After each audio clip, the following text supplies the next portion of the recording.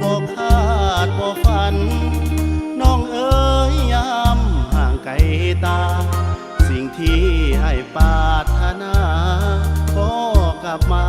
เป็นพังทลายอำนาจของเงินล้นเกินอ้ายเลยต้องแพ้เพียงใจบ่ไหวแท้ๆพ่ายแพ้เขาคนเงินหลายสังคมพาเพลิน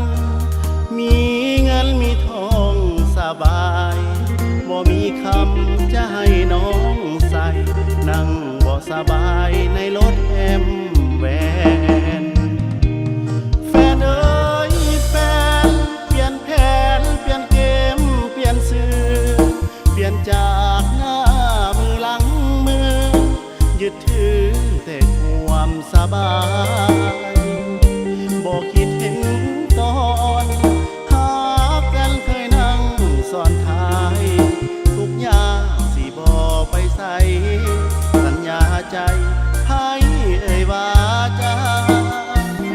โทษเอ่ยแฟนเฮาถึกเขาญาติเอาไปครองนั่งเศร้าน้ำตาไหลนองมนมองแทบสิ้นชีวาเหมือนหมาคอยเห่าใบหญ้าอ่อนเอ็นกล้วยไปมาสุดท้ายให้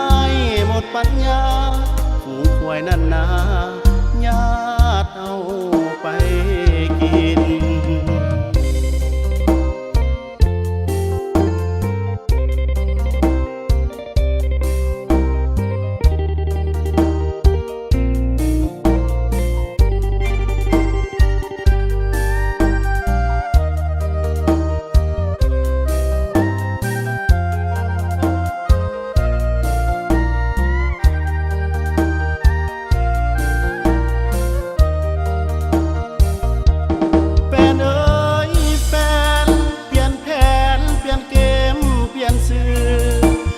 จากหน้ามือหลังมือยึดถือแต่ความสบายบ่คิดเห็นตอนหากันเคยนั่งซ้อนท้ายทุกอย่างสิบ่ไปใส่สัญญาใจให้เอ่ยว่าจะโทษเอ่ยแฟนเฮาถึกเขาญาติเอาไปครองนั่งเศร้าน้ำตาไหลนอง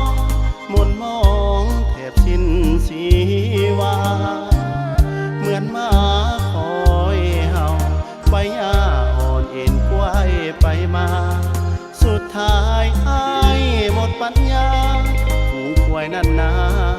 ญาติเอาไป